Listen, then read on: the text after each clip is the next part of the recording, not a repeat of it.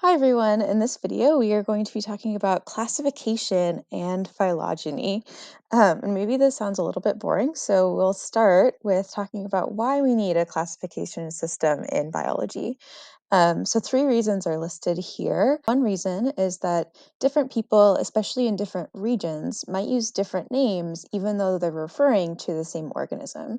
So I grew up I grew up calling these bugs potato bugs, but other people called them roly-polies.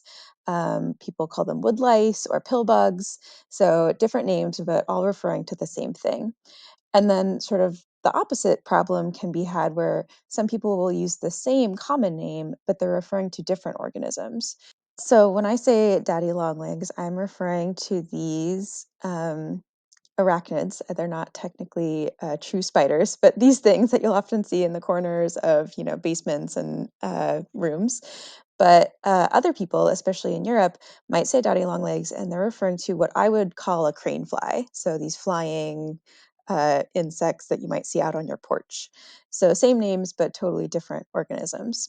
And then finally, some common names are misleading. So what's called a killer whale is actually a dolphin and not a whale at all. So we can have common names that aren't really getting at the true nature of an organism.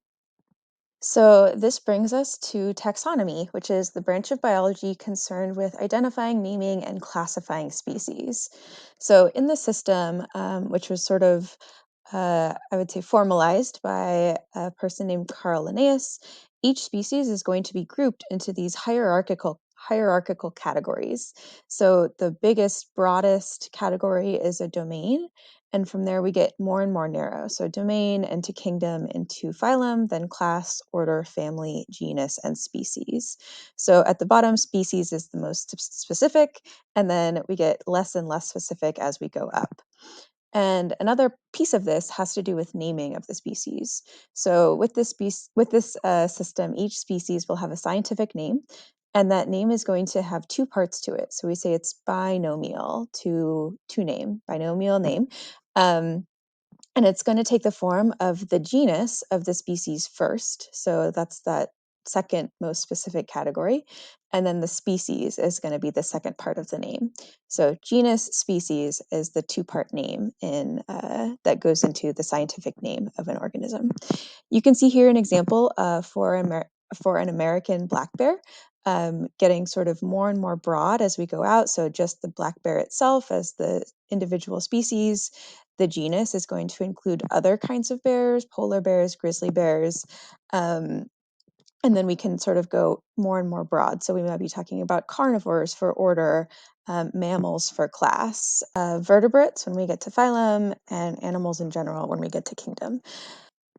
Okay, so in the next slide or two, we're going to be focusing in on these two most broad categories of taxonomy. So thinking about domains and kingdoms. And when we're looking into this, there are 3 domains and 6 kingdoms of life that we can sort of specify. So those 3 domains are bacteria, archaea, and eukarya. And if you break each one of these 3 domains into their component kingdoms, bacteria and archaea are the easiest because the domain is the same as the kingdoms. So the domain of bacteria gives rise to the kingdom of bacteria, and the domain of archaea gives rise to the kingdom of archaea. Eukarya is going to be the domain where we have multiple kingdoms that all fall into that domain. So if you break down the eukaryotic kingdom, you can get protists, plants, fungi, and animals. And the big separation here that I want to make is that bacteria and archaea are both going to be prokaryotes. And if you remember from our cell type video, we said that prokaryotes don't have membrane-bound organelles. They're older cells that are a little bit more simple in their structure, smaller. And eukaryotes are going to have membrane-bound organelles. They're evolutionarily newer or more recent, and they'll have sort of these different compartments or organelles that are doing specific things. So let's look at each of these kingdoms in a little bit more detail and think about some characteristics that differentiate each kingdom from the others. So again, domain bacteria, kingdom bacteria. These are prokaryotes. They're unicellular, so just one cell. They're mostly heterotrophs. So this means that they're going to obtain their food by eating it, although there are some photosynthetic bacteria. Archaea are also prokaryotes, also unicellular. All prokaryotes are unicellular. The first ones that we discovered lived in really extreme environments, so places with really high temperatures, like hot springs, in really salty environments. Now we know that archaea often they're really common in marine environments. They're also found in our microbiota, so in the guts of us and I think pretty much any animal, you'll find these archaea. So those are the two prokaryotic kingdoms. And then the rest of these, protists, plants, fungi, and animals, are all eukaryotes. So protists are perhaps a little harder to classify than the other ones. They can be unicellular or sort of have a simple kind of multicellularity. They can be either heterotrophs or autotrophs, so they might obtain their food by eating, or they might be photosynthetic. They include protozoa, algae, and slime molds. The next one here are plants, and these are going to be eukaryotic. They're all going to be multicellular, so their form is going to be comprised of multiple cells.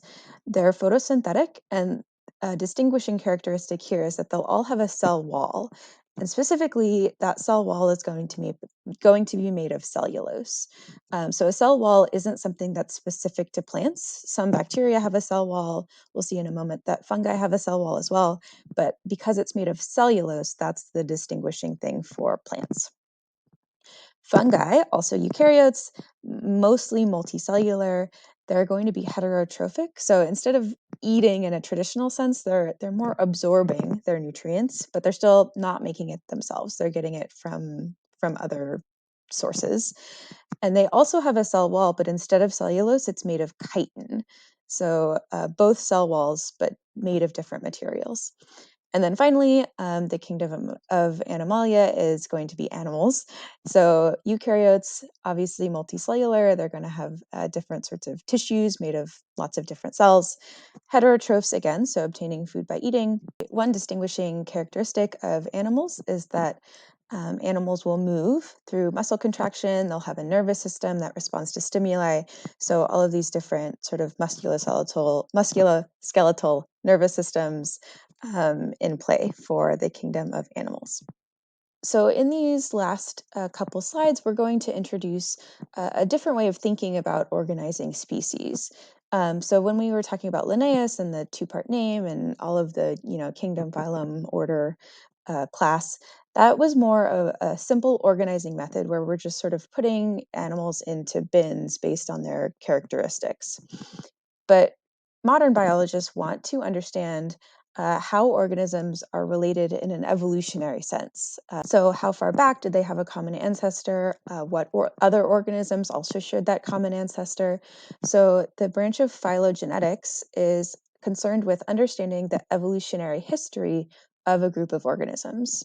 And here you can see the three domains, bacteria, archaea, and eukaryotes, but organized in a little different way, where instead of we're just saying that there's these three different big groups, we're looking at how they are sort of arranged evolutionarily speaking on this kind of phylogenetic tree.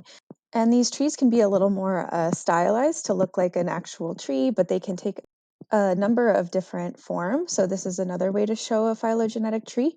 And again, this is going to be a phylogenetic tree is a graphical summary or a diagram of the evolutionary history of a group of organisms. And we're going to be showing with these trees common ancestry of groups of species.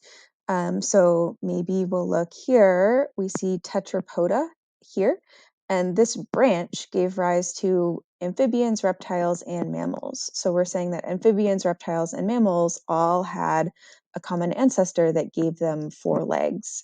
And they're more distantly related in an evolutionary sense to fish, which sort of branched off much earlier.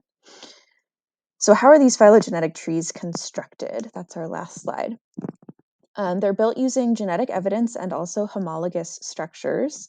So species with more similar DNA, we're going to say, are more closely related or shared a common ancestor more recently. The other thing that we look at is that species with more homologies between them should also be more closely related. Hopefully you remember from last semester that a homologous structure is a structure that two species share because they inherited it from a common ancestor. So we're seeing here that the common ancestor of both primates and rodents and rabbits had hair. So the fact that both primates and rodents and rabbits have hair is because they inherited that hair from a common ancestor that had hair. So that would be a a homology between them. These phylogenetic trees are considered a hypothesis. So this is the way that we think these species have evolved over time and sort of branched off from one another, but they can always be revised if we get new evidence. So if we get new DNA sequences or if we find fossils of other organisms, then these trees can be rearranged. Okay, so this was the classification and phylogeny video lecture, and I'll see you all soon.